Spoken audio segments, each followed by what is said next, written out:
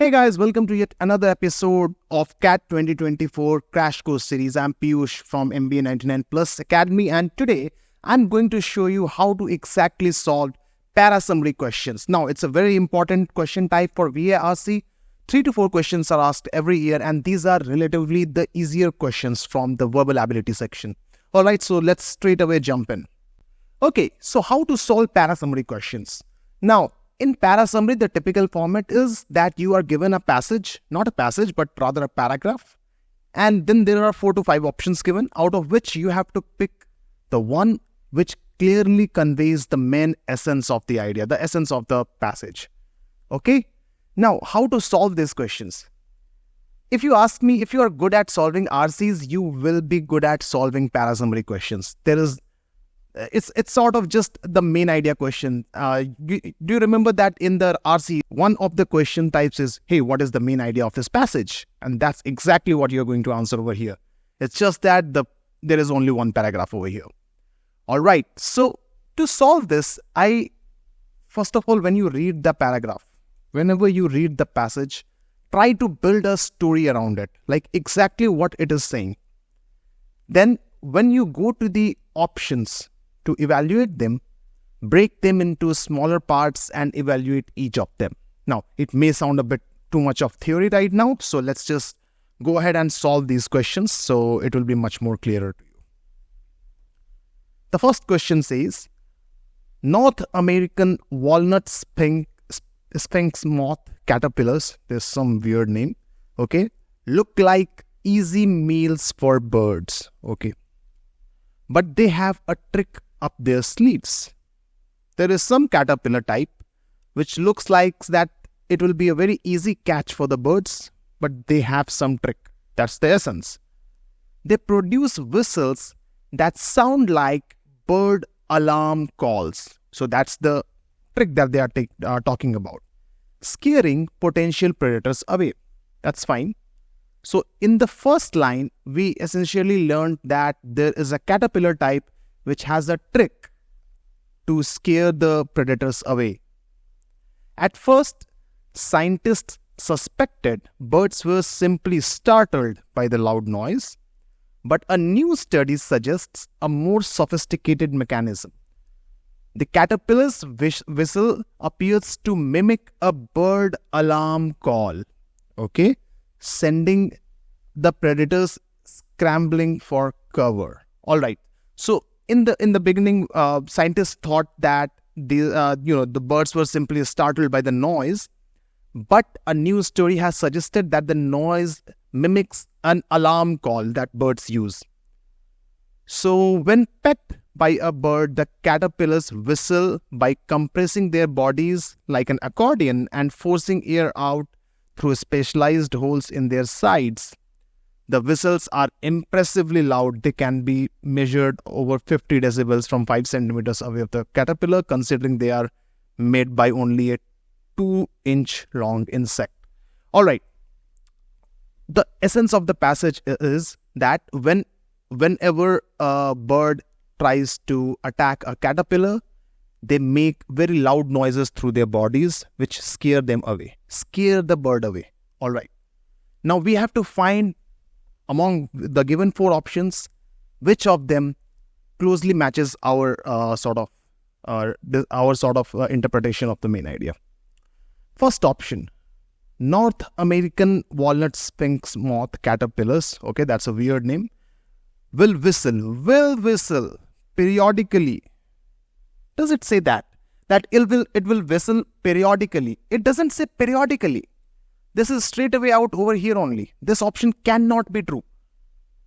The caterpillar does not whistle periodically. This is straight away out. This is a wrong option. North American, blah blah caterpillar can whistle very loudly. Can whistle very loudly. Yes, they can, but is that the main idea of the passage? No, this is also straight away out. The North American, blah blah caterpillars, in case of acoustic deception, yes, they create an acoustic deception, produce whistles that mimic bird alarm calls, true, to defend themselves. This is correct. This is the right option. So far this looks good to me. North American walnut sphinx moth caterpillars in case of deception and camouflage. There is nothing talked about camouflage in this passage. So this also is out. Produce whistles. Neither acoustic nor visual camouflage is talked about. So option 3 is straight away correct. Do you see how it works? You read the passage, you build a story around itself. I also like to draw sort of a figure or something like, hey, this is the bird which tries to predate this caterpillar. Okay, it just makes a noise. So make a noisy picture out of it. And it scares them away. So just make a scaredy symbol. It looks silly, but it actually conveys the idea. Okay. And to me, it worked. And it works pretty well. With practice, of course, you will not need to draw the picture or something. It will just, come out loud just after reading the options. So I hope the method is clear. All right, let's move to the second question. The second one says, both Socrates and Bacon were very good at asking useful questions. Cool. So there is Socrates, there is Bacon, good questions. Cool. In fact, Socrates is largely credited with coming up with a way of asking questions, the Socratic method. Okay, there is a Socratic method, which itself is at the core of the scientific method popularized by Bacon. So here is scientific method. The Socratic method disproves argument by finding exceptions. So he finds exceptions and therefore can lead your opponent to a point where they admit something that contradicts their original position. All right.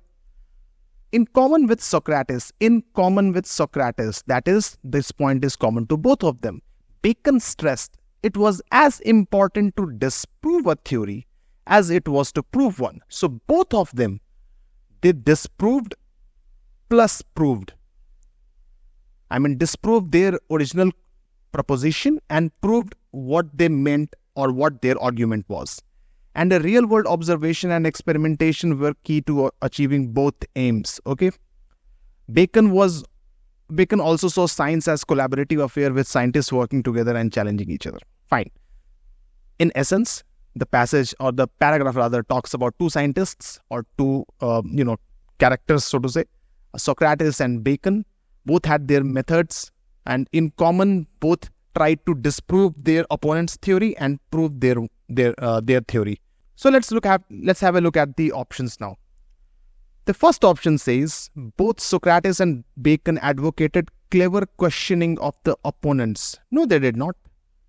To disprove. No, they did not.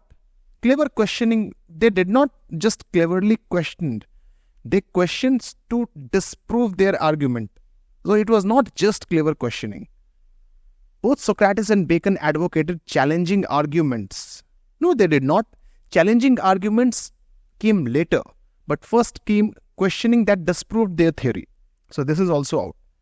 Both Socrates and Bacon advocated confirming arguments. No, if they confirm to the opponent's argument, what's the point of it?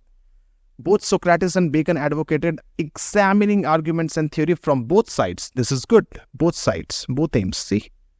From both sides. And examining arguments, you give me some theory, I want to disprove it, so I will give you an exception, etc. Okay, so fourth option is, of course, the correct one over here. It was a rather simpler question. First one, the caterpillar one, it was sort of a bit trickier than the second one. But anyway, let's go to the last example for today and see if you are able to solve this or not. This one says that totalitarianism is not always operated by diktat. Okay, fine. It can be insinuated by suggestion and replication. Okay. Dissent does not have to be banned if it is countered by orchestrated mass promo rallies and hypnotizing oratory. All right.